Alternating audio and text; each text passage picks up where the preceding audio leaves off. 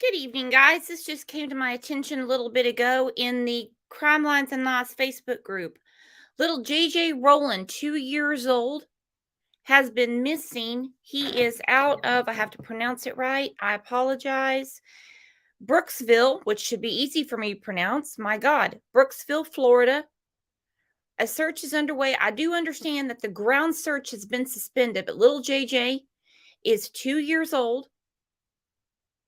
My understanding is he was dropped off by someone at his house around 10 o'clock this morning. He was seen outside playing with some dogs, and he was reported missing at noon. Here's a statement right here. Authorities are confused as to what happened. During a news conference on the disappearance of Joshua Rowland, the sheriff of Hernando County shared his confusion about the situation. He said, "Unfortunately, we haven't been able to locate him." He added, "As of right now, we have no indication that he was abducted or he just wandered off. We just don't know." It sounds all too familiar. All too familiar. There's conflicting reports as to what was going on in the house. The most common is that the parents were taking a nap. He was outside playing with the dogs and now can't find little JJ. Let's look at this news clip. I think this is going to develop really fast, but you never know. This is horrible. Horrible. But look at this news clip with me, please, and leave me a comment. I want to know what you guys are hearing and, of course, what you're thinking. Of course, that is the hope right now, hearing from Hernando County Sheriff Al Nienhuis talking about this missing 2-year-old who you see right here on your screen. He goes by JJ.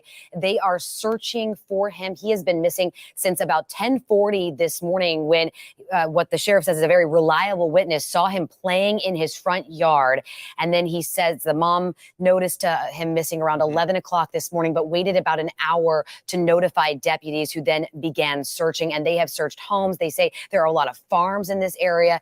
As you heard the sheriff say, check your property, check it again, check it a third time, because they say he could be in a shed. He could be anywhere. He could be hiding. They say he acts a lot older than he actually is at 2. So, and much smarter than you'd expect maybe. So yeah, could be hiding. No indication at this point. They said that he's been abducted. And at this point now, as the sun starts to go down, they said that there's hope with infrared cameras. Right. The bloodhounds might have a better shot here at locating. Yeah, more than 50 deputies out there. And then, of course, he's saying as they're coming out of the woods, just covered in sand spurs.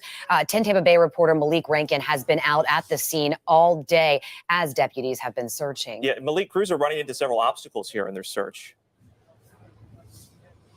Courtney and Josh, as we just heard from Sheriff Al Nienhuis, they have been searching everywhere, and they have been for 5 hours now since that 911 call came in. Now they're looking for Joshua Rowland. We're going to keep showing you this picture on the screen because he's 2.5 years old. He's been missing for 5 hours now, and law enforcement continue in their efforts to find him.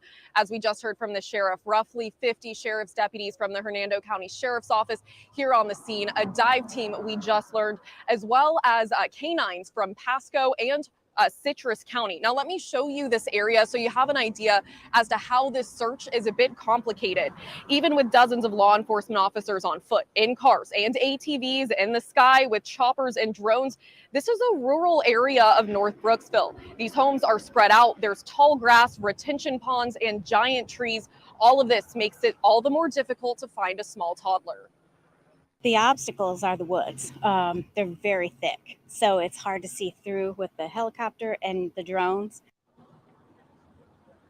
We want to show you this map once again. If you live in this area, law enforcement, they're asking you to thoroughly check your property, go through the bushes, make sure if your vehicles are unlocked, check those as well. And to give you guys an idea of just how seriously law enforcement is taking this search, as Sheriff Al Nienhuis pointed out, they are looking into every single tip they've received. In the time that we've been out here on the scene in North Brooksville, we've watched officers zip back and forth through this scene as they get any information to see if it leads to finding little JJ.